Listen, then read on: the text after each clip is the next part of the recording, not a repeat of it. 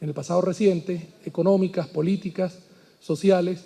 Hay un ánimo de cambio en el país y los temas económicos, petroleros e institucionales están ligados en una forma muy importante y su principal consecuencia es social. Hay que temer cuando se piensa que se pueden hacer grandes cambios sociales sin pasar por grandes cambios económicos. No hay una sociedad, una sola sociedad en el mundo que haya logrado cambios sociales sin pasar por cambios económicos. Y en la tradición petrolera venezolana nos hemos acostumbrado que usando los recursos del petróleo se puede eludir los cambios económicos y se puede generar bienestar social. La magnitud de ese error nos costó pasar de una Venezuela que antes de 1975 era monodependiente del petróleo, pero tenía estabilidad de precios, tenía un cierto orden fiscal y tenía disciplina monetaria. Ese país tenía estabilidad económica y esa estabilidad económica permitió que, aún dependiendo del petróleo, progresáramos social, política y económicamente. Cuando vinieron cambios a partir de los años 70, todo cambió. Yo quiero hacer, por lo tanto, un breve recuento, muy breve, de algunas cosas del pasado que es importante no olvidar, buenas y malas. De algunas cosas del presente que nos están abrumando y que son problemas económicos, petroleros e institucionales. Y luego, muy compactamente, dar un par de ideas sobre cómo en el siglo XXI se están manejando estos problemas y dar unas pinceladas a cómo pienso yo que debería ser una estrategia de desarrollo en Venezuela, tomando en cuenta, y diría paradójicamente, para muchos puede parecer distante, la experiencia alemana de reconstrucción después de la Segunda Guerra Mundial. La economía social de mercado que diseñaron los alemanes bajo el liderazgo de Adenauer, en entendimiento con distintos sectores sociales, laborales, empresariales, tuvo la inteligencia de considerar tres cosas que a Venezuela justamente le hacen falta, independientemente de que Alemania esté en Europa o aquí, por esos factores de que la sociedad humana son muy parecidas. Uno, necesitamos volver a tener un país unido con una visión de prosperidad y curando heridas del pasado reciente. Eso es una tarea política y social.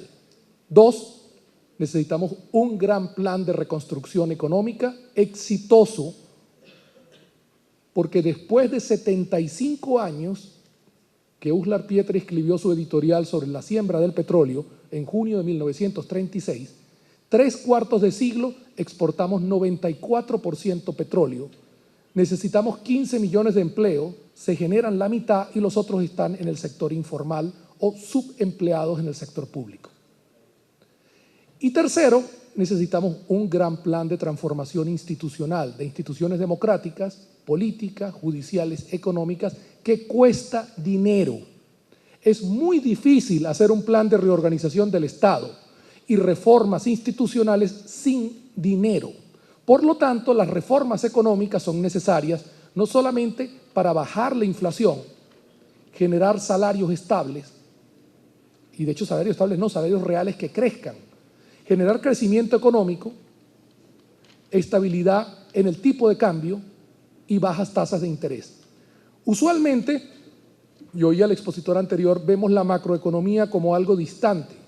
La macroeconomía como disciplina y como manejo de grandes agregados es algo distante de economistas, cierto, pero las consecuencias de tener una macroeconomía estable o una inestable la paga desde el buhonero hasta el empresario más grande. Cuando los precios suben 30% al año con subsidios y controles, ningún ciudadano puede estar descuidado con eso. Unos se protegen con moneda dura, otros no se protegen y consumen su salario. Cuando las tasas de interés son 25%, nadie puede comprar vivienda a largo plazo porque tiene que pagar cada año 1/4 parte del valor del préstamo en intereses. De manera que las tasas de interés altas no es un problema macroeconómico, es un problema de todo ciudadano. El tipo de cambio que se devalúa de 4 a 5 a 6, 7 bolívares, suben los precios de los alimentos porque somos importadores netos de alimentos. De manera que tipo de cambio, tasa de interés, estabilidad de precios, salarios reales, empleo, todos los problemas de la macroeconomía son problemas que nos afectan a todos y cada uno de los ciudadanos en este y en cualquier país del planeta. Del pasado, solamente quiero rescatar algunas cosas. En primer lugar, nosotros tuvimos una crisis de mal manejo económico a partir del año 75-78. Se cuadruplicaron los precios del petróleo, subió el gasto público, subieron los precios, aumentó la corrupción, colapsó en el siguiente gobierno el régimen de tipo de cambio fijo. Los años 80 se intentaron hacer planes de recuperación, en los 90 también, sin embargo fracasamos. 50 años antes de eso, en 1925-1928, bajo la dictadura de Juan Vicente Gómez, el petróleo se convirtió en el principal rubro de la economía venezolana. Y 10 años antes, el dictador Gómez hizo una reforma fiscal para tratar de mantenerse en el poder. La reforma fiscal que hizo fue tan buena que no solamente se quedó en el poder hasta el diciembre del 35, cuando murió, sino que la reforma fiscal sirvió para el gobierno siguiente. A partir del 36, cuando llegó López Contreras, se mantuvo el orden fiscal, se creó el Banco Central de Venezuela, orden monetario, el Ministerio de Fomento renegoció contratos petroleros y aumentaron nuestros ingresos, y sobre 3 instituciones claves, petróleo, economía, finanzas y monetaria, Venezuela creció casi 6% al año con 2,2% de inflación anual por 50 años. Hoy, Jorge Giordani, cuando en un mes la inflación baja a 2%, salta y empieza a decir que viene otro trimestre de prosperidad. Un trimestre. Tuvimos 50 años, 200 trimestres de estabilidad de precios, crecimiento económico y baja inflación, con un pecado original: fuerte dependencia petrolera que nunca se solucionó. Cuando vinieron el periodo de inestabilidad económica, fiscal y monetaria, Venezuela económicamente se vino abajo. De las 7 economías grandes de América Latina, somos la más atrasada en instituciones económicas, con más alta inflación, con serios problemas sociales y el sector público más corrompido. Por supuesto que hay islas de excelencia, y menos mal que las hay, porque eso es lo que nos da esperanza para la reconstrucción del país. Como les decía, miren 50 años, del 28 al 78, crecimiento del 6%, luego 20 años de intentos fallidos de cambios económicos y la presunción de que el cambio social se hace solo con dinero petrolero. El crecimiento económico cayó a 1%, la población crecía 2,7%, hubo una pérdida de más de una cuarta parte del ingreso promedio de los venezolanos. En democracia, con recursos valiosos y con capacidad para rectificar.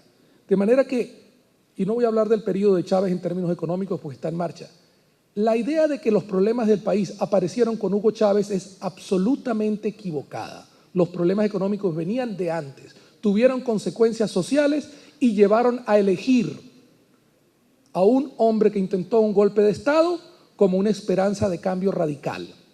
Y ese cambio radical fracasó, ha usado una enorme bonanza petrolera en un proyecto ideológico socialista marxista fallido y ahora usa los recursos para tratar de mantenerse en el poder.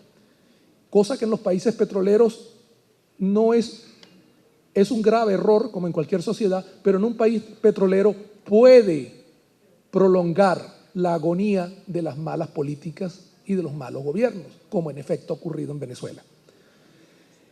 No voy a entrar en detalles sobre la reforma fiscal que se hizo en aquella época, pero esa reforma fiscal fue cambiada en 1974, cuando otro presidente con poderes de una ley habilitante modificó la ley de Hacienda Pública, la ley de crédito público, permitió el endeudamiento masivo, el desorden fiscal, y eso cambió a Venezuela, porque desde entonces perdimos la estabilidad de precios. Ahora, nuevamente, economía social de mercado. ¿Cuál fue el éxito que tuvo Venezuela desde los años 20 hasta los 70 en términos de estabilidad económica, que permitió otro tipo de progreso? El éxito fue una institución fiscal que funcionaba, una institución monetaria que funcionaba y un ministerio luego de energía y de petróleo y minas que negoció contratos petroleros adecuados. Y un país de 3 millones de habitantes hasta los 18 millones de habitantes pudo prosperar. Luego, este país de 30 millones de habitantes ya no puede funcionar solo con petróleo. Pero Ese éxito de instituciones, ¿qué es? La economía social de mercado alemana no daba por garantizado el funcionamiento de los mercados. Creó instituciones para regular la competencia, creó la institución del Bundesbank alemán para la estabilidad de precios y creó un orden fiscal estimulando la economía. El éxito relativo de Venezuela se parece en cuanto a la construcción de instituciones para la estabilidad económica. Lo que no se pudieron construir fue instituciones para la seguridad social, no se pudieron construir instituciones para diversificar la economía y desarrollar la industria. Alemania ya era un país industrial antes de la guerra, por supuesto. Pero tenemos mucho que aprender en el sentido de reconstrucción y unidad social y política, reconstrucción económica y reconstrucción de instituciones. Sobre eso, permítame recordarles del pasado. La inflación durante 50 años fue 2,2%. Luego del 78 al 98 fue de 32%. Con Hugo Chávez bajó los primeros 10 años, ya volvió a subir a 30% y no ha terminado el periodo y por supuesto tienen serios problemas para mantener los precios. El tipo de cambio, la estabilidad del bolívar que fue citada antes, el bolívar se mantuvo durante 50 años estable entre 5.20 y 4.30, varió un bolívar en 50 años. Del 98 en adelante hasta el 2008 se depreció 12.000% hasta el 98. Y del 98 para acá se ha depreciado otra vez 15 veces. De modo que no hay forma de tener estabilidad social ni estabilidad política sin pasar por estabilidad económica. Es curioso que este haya sido el único país en el mundo que haya pensado que se puede financiar el bienestar social sin pasar por grandes cambios económicos y sosteniendo una industria petrolera que hoy produce lo mismo que en 1956-57, 2.6 millones de barriles. Lo único es que en aquel momento, en 1956, éramos 7 millones de habitantes, hoy somos 30 y producimos la misma cantidad de petróleo. Y las esperanzas que hay de la gente es de vivir mejor. Los problemas de inflación. El primer problema que hay que atender para lograr la estabilidad económica es la estabilidad de precios. Toda América Latina en la última década bajó la inflación de un nivel de 20% que tenía aproximadamente a finales de los 90 a 5,4-5%. Estamos hablando de las principales economías de América Latina. Solamente Venezuela, la línea roja, con su color adecuado, llegó a 30%. 30% con control de cambio, subsidios de Mercal, subsidios de Pedeval, controles de precios, es decir, sosteniendo todas las válvulas cerradas.